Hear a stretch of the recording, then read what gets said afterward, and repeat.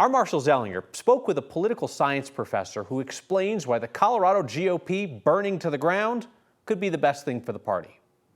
One of the party's strongest powers is its ability to choose its candidates. And yet that power resulted in limited results for the Colorado Republican Party. Outside of Lauren Boebert winning in Congressional District 4, the majority of candidates picked by the Republican Party did not advance to the general election in November. 14 of the 18 endorsed Republicans are losing. The worst outcome was Janak Joshi in the 8th Congressional District. He was down 55 points to Republican winner Gabe Evans. Right now, there's very little hope for Republicans to make many gains statewide. There will still be Republicans on the November ballot, just not the ones the party preferred.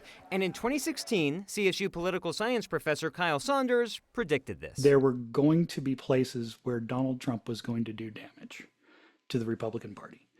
And I thought Colorado was going to be one of those. The Trump effect on the Colorado Republican Party appears to be benefiting the Democratic Party. And if Trump continues to be the de facto leader of the party, it's going to be very hard for the Republicans to adapt. Trump just does not do well with educated voters, especially among unaffiliated. 30 years ago, Republicans controlled the state legislature and briefly even the governor's office. Since then, Democrats have swung solidly in control. The pendulum in Colorado used to swing very quickly, right? It used to really bounce back and forth pretty fast if you go back before 2014. So the ceiling could be that the Republicans hold 3 congressional districts, hold no statewide offices, have no power in the state legislature, et cetera, and just hold those 3 congressional seats with the possibility of maybe gaining the 8th congressional district. It's that 8th congressional district where the Colorado Republican Party's choice lost to the other Republican by 55 points.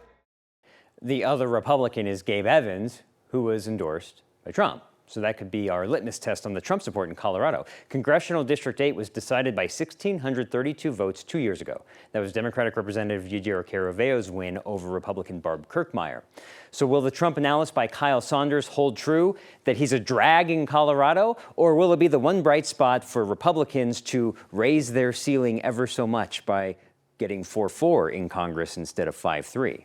The thing we've got to remember, as you say, Trump is the sun around which the Republican Party, orbits. And I'll be watching for any kind of daylight between Trump and Williams, right? Because they've been very tight. Williams worked on his campaign, although that kind of went sideways. Then he got his endorsement, and he's always been like, I'm tight with Donald Trump. Mm-hmm. But if Donald Trump picks up the phone and calls some people in Colorado and says, hey, this Dave Williams guy, I'm not going to do a Trump impression, this Dave Williams guy is a loser. I don't like losers.